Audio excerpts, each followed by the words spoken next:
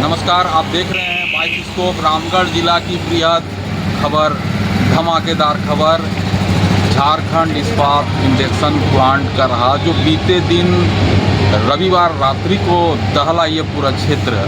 9 कामगार जो है धमाके की चपेट में आए और 3 कामगार गाल के गाल में समा गए।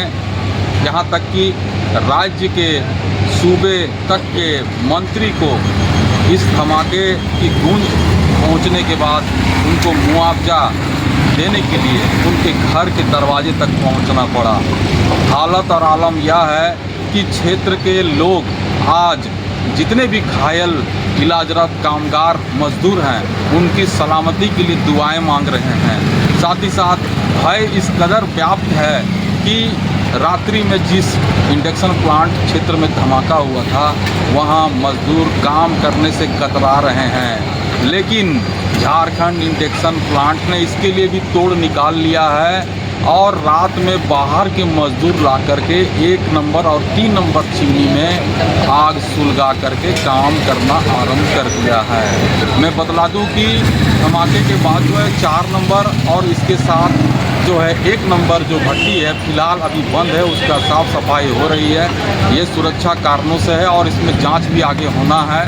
साथ ही साथ मैं बता दूं कि ये जो धमाका हुआ है इसमें बताया जा रहा था कि जो रांची में इलाजरत मजदूर हैं श्यामदेव, साथ ही उनके साथ एक और मजदूर हैं राजू झा, जिनकी हालत जो है फिलहाल अभी वर्तमान में बताया जा रहा है कि ठीक है, लेकिन चिंताजनक है। वो काफ़ी शरीर में उनका जल गया है, उनका इलाज वहाँ रांची में चल रहा है। इनके साथ एक सुरेश बेदिया भी हैं जो इसी हैसला महुआ टाड़ के रहने वाले थे, जहाँ से 2 कामगार ने दम तोड़ दिया इस हादसे में।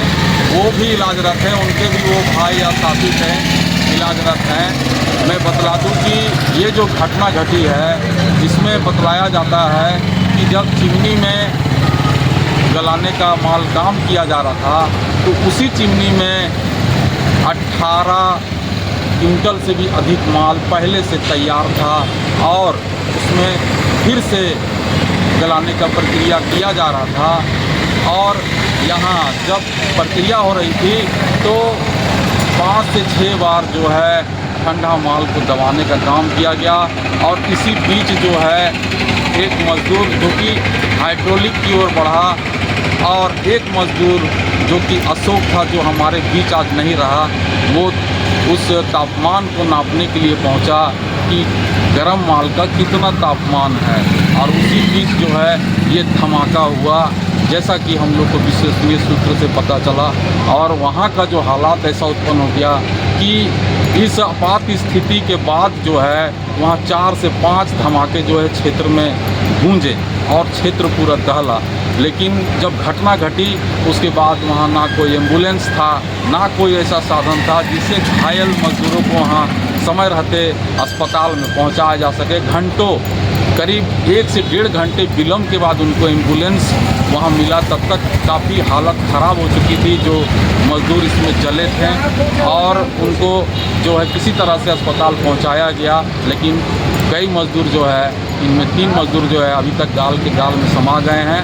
2 मज़दूर जो हैं उनकी हालत जो है फ़िलहाल अभी ठीक बताई जा रही है, क्योंकि हम लोगों ने उनके परिजनों से भी संपर्क कर बात किया, जानने का प्रयास किया कि उनकी हालत अभी कैसी है। हालांकि यहाँ सर्जरी और कई ट्रीटमेंट के काम किए जा रहे हैं, लेकिन जो है वहाँ सूत्रों के परिजनों ने इस तरह से बताया कि 8 दिनों ने डॉक्टरों ने इसके लिए समय लिया है। 8 दिनों के बाद जो है डॉक्टर इसमें कुछ कह पाएंगे कि मरीज का रिकवरी कैसा होगा, वो कितना दूर तक चल जाएंगे। इसमें मैं बतला दूं कि जो मजदूर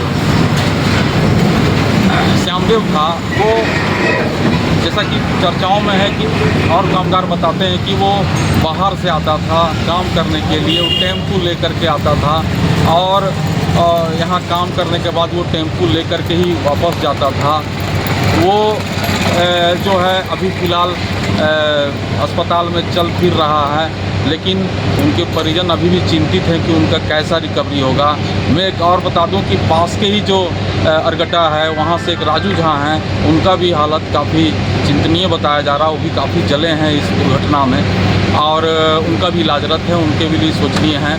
मैं बतला दूं कि फ़िलहाल फैक्ट्री इंजेक्शन प्लांट जो है वो चल रहा है। वहाँ अभी जैसा कि मज़दूरों ने हम लोगों को चर्चाओं में बताया कि एक एम्बुलेंस को फ़िलहाल अंदर लगा के रखा गया। अब देखना होगा कि वो एम्बुलेंस कितना दिन तक फैक्ट्री के अंदर रहता है मज़दूरों की आपात सेवा के लिए। और प्लांट को चलाने के लिए जो फैक्ट्री प्रबंधन जो है अब जो है एक नई नीति अपनाया है कि जो आसपास के फैक्ट्री के बगल अगल के जो कामगार हैं उनको वो सुबह ड्यूटी करवा रहे हैं और रात में जो घटना घटी थी उसके लिए जो है उन्होंने भी उपाय निकाला है, बाहर के मज़दूरों को ला करके काम करवाया जा रहा है।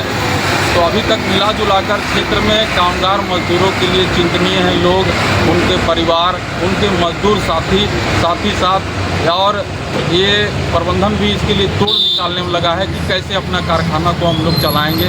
लेकिन आने वाले दिन में जो 8 दिन है वो काफ़ी महत्वपूर्ण रहने वाले हैं, क्योंकि 8 दिन के अंतराल में डॉक्टर कुछ बोल पाएंगे, जैसा कि हम लोगों को उनके परिजनों ने बताया। तो मैं रविकांत बाइसिस्कोप के लिए रामगढ़ से।